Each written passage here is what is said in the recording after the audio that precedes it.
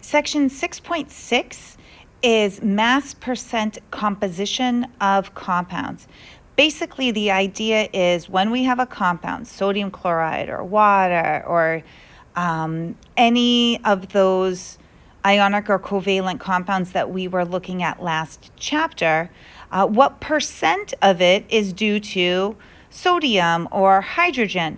And when we speak of it that way, we mean percent by mass, not by atom.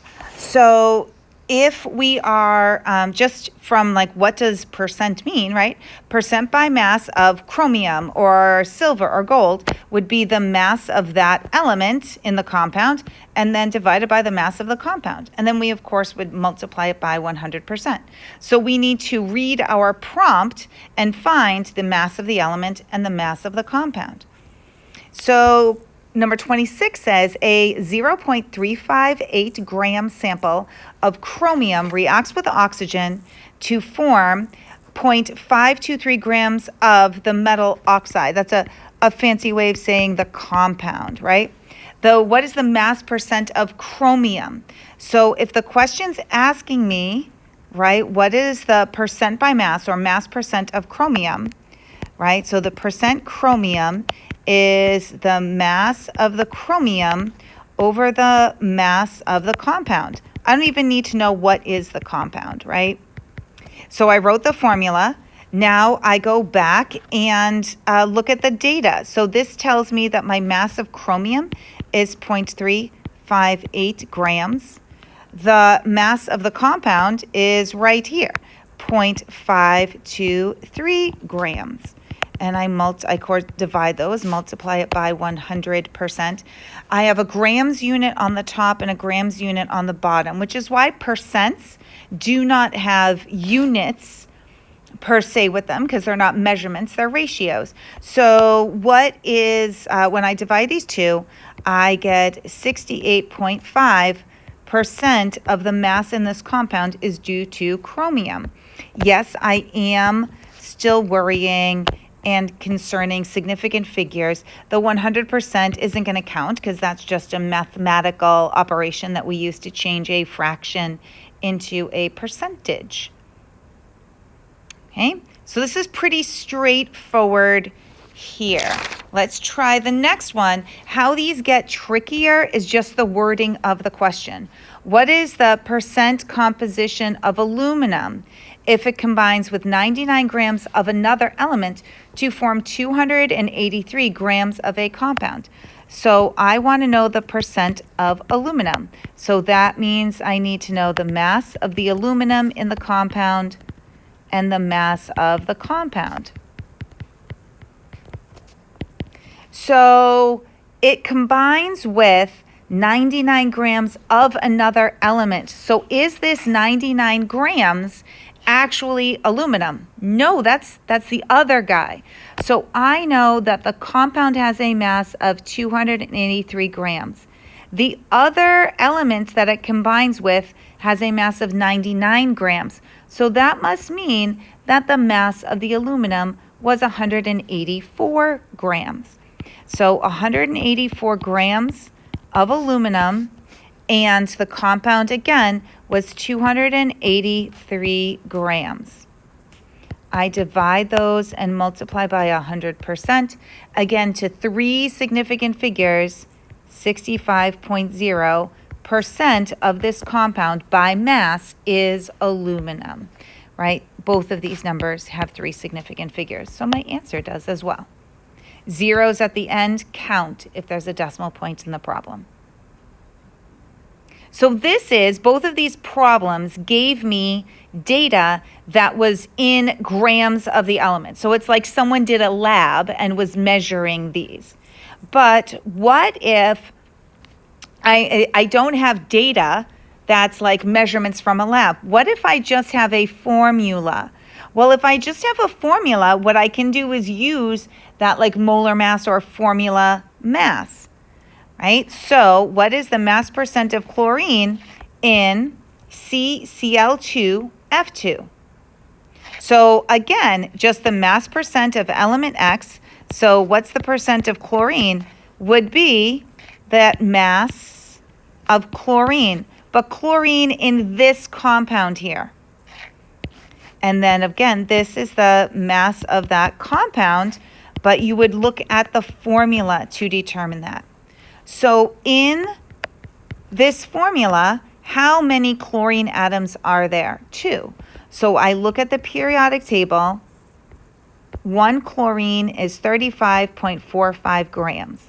And if I multiply that by 2, I get the mass of the chlorine, which is 70.90 grams. What is the mass of the compound?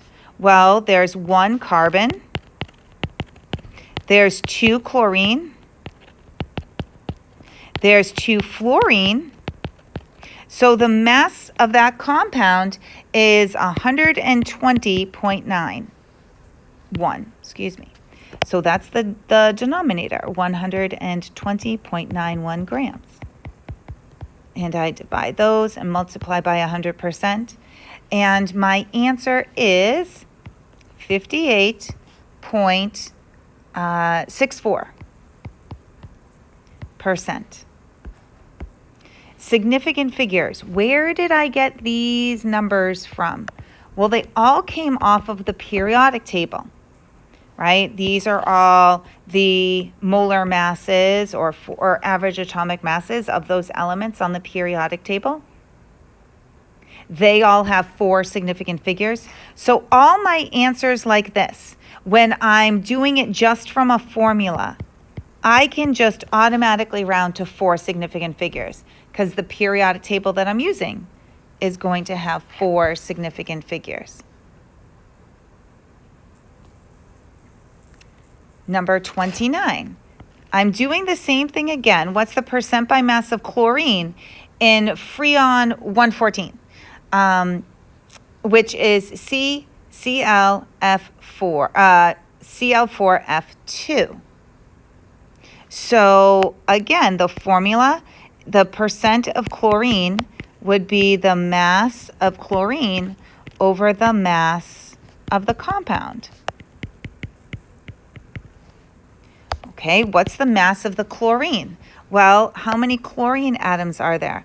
There's 4. So 35.45 times 4 is 141.8 grams of chlorine. The mass of the compound is 2 times 12.01 plus 4 times 35.45 plus 2 times 19.00.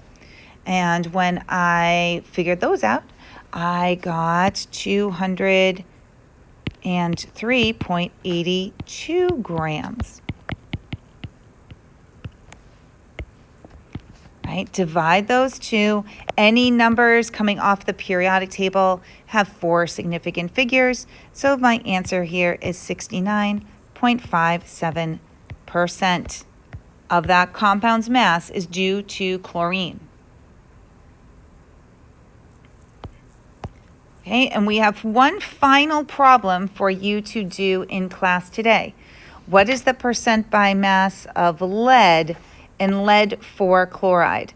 This is why it was so important for us to learn how to take the name of a compound and make it into a formula. If it says lead Roman numeral 4, think about what that tells you about the lead. It tells you the charge of the lead. Chlorine always makes the same charge, -1. So the formula for lead-4 chloride is PbCl4. So this is what you want to find the percentage of the lead in that compound. So set it up, right? The percent lead is equal to, plug in the numbers, and then you're going to round your answer. I'm not going to do this one for you, but I will tell you that the answer is 59.37%. So do this on your own. Check your answer. If it doesn't come out to be that, then ask someone, what did you do? What did you get? And then you can work on the homework problems that test these two skills.